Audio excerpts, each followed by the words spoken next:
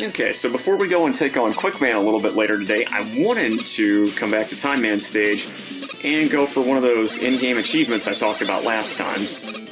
As you know, one of them is getting through the stage without getting hit, and I managed to almost do that in my first run, but kind of botched it while going for a 1-up early in the stage. Didn't go for it this time, and sure enough, there it is. Now, the reason I'm going to do this is because in-game achievements will actually unlock stuff. But before we see what the unlockables are, I wanted to show the achievement list real quickly.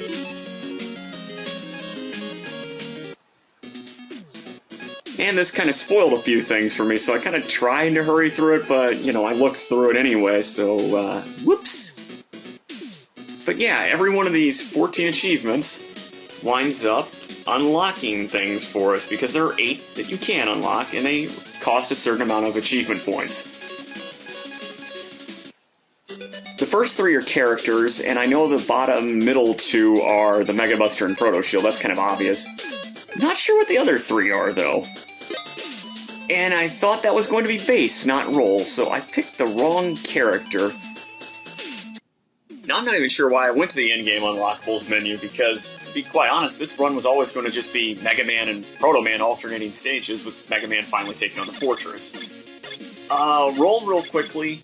She gets 1 bullet from a gun that she shoots, and it does either double or triple damage. It does a lot, but in a stage like this where there are a ton of enemies, that's not going to be real helpful to us winning. What's also not going to be real helpful is this slowdown we got going on. Gonna guess that's because I was recording in a larger size than I'm used to, just to see if I could. And I'm also using a different recording setup, just as a test. So don't mind me getting hit there, that's just me dealing with that slowdown there. Oops. Now here you can blame it on just player error. Honestly, the one thing about Mega Man games that's kind of funny for me is that when I play them at first, I usually just rush in like a fool. And even in a one-on-one scenario like this where it's a Sniper Joe, you know, normal, boring, tedious enemy, I just stop playing like a smart dude and just run in and keep getting hit because I want him gone. I don't even want to count how many times he got me. I'm going to guess 6. For those of you keeping score at home, yeah, this is not going to be a very good stage for me against those Joes. Can't stand them when they're in the mechs anyway, those cheaters. Once we go through this gate, I kind of expected lasers, and sure enough, that's what I got. But these ones don't move as fast, so I'm thankful for that. You have a little time to react there. Got confused by that layout. Remember, it had been about a month since I'd played this game. And now I'm doing the old looking before I leap strategy, and unfortunately, I leaped right into a section with disappearing blocks. Another thing in Mega Man games I'm not particularly fond of.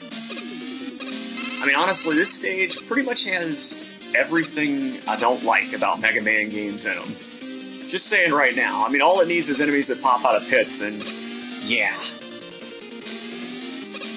Always gotta wait on those disappearing blocks and see where they form first before you start moving, because you never know.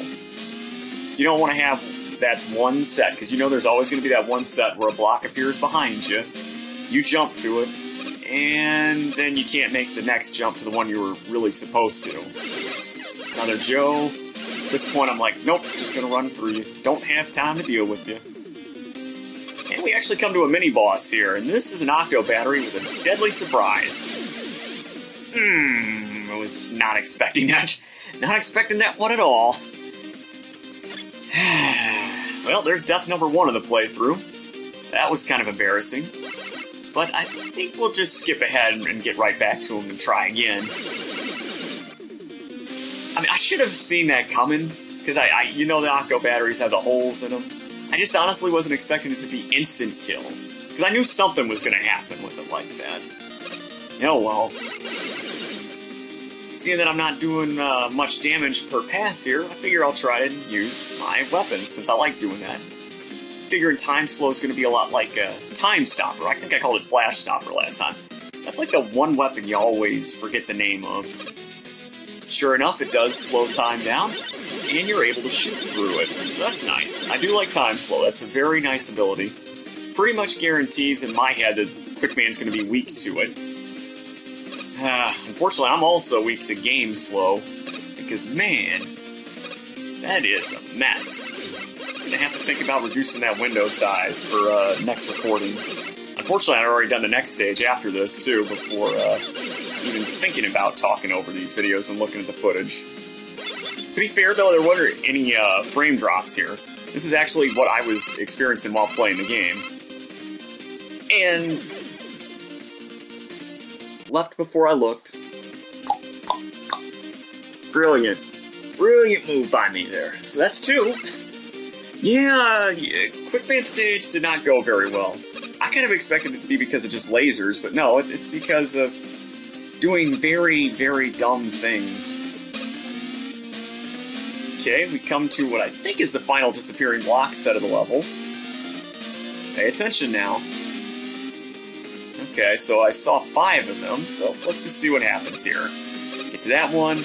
There's the one that goes back, and you...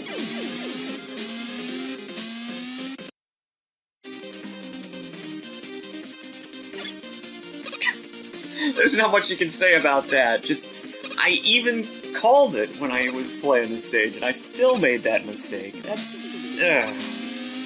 So at this point, I'm pretty much on tilt. It's like, come on, get through this stage, me. It's not even that hard. I'm just making silly, silly mistakes. I saw the ladder ahead. Yeah, let's jump back. That's how you want to get through this. Come on. So now I feel like just everything's going wrong here. Joe's hitting me everywhere. Missing jumps. Not taking my time. So then when I get to a segment like this where it's like, okay, let's see how these blocks go. Just, you know, now I take my time a little too much and I don't slide through the whole passageway here.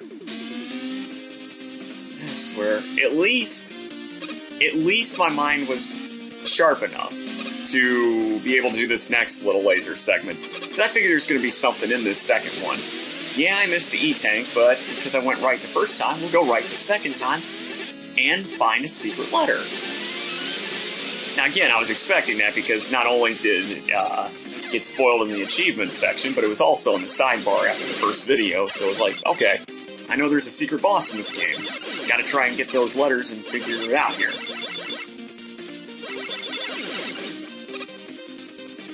Now then, we have lost 3 lives just making it to Quick Man. How many do you think we're going to lose at him? Because we're not taking him on with weapons, because again, one of the goals in this game is to beat all 8 bots with just the Mega Buster. Or in Proto's case, I guess it'd be the Proto Buster. Well, thankfully, Quick Man fights pretty much like he does in Mega Man 2, so that's not a big deal, because I'm fine in jumping over his shots. And he seems to take 3 bars of damage as opposed to 2 from the Buster, so that makes me want to go back and correct my earlier statement about all bots taking 2 damage from this thing. Because they don't. Thankfully, we get ourselves the Quick Boomerang. Should be a good weapon, because it's usually one of the best ones in Mega Man 2.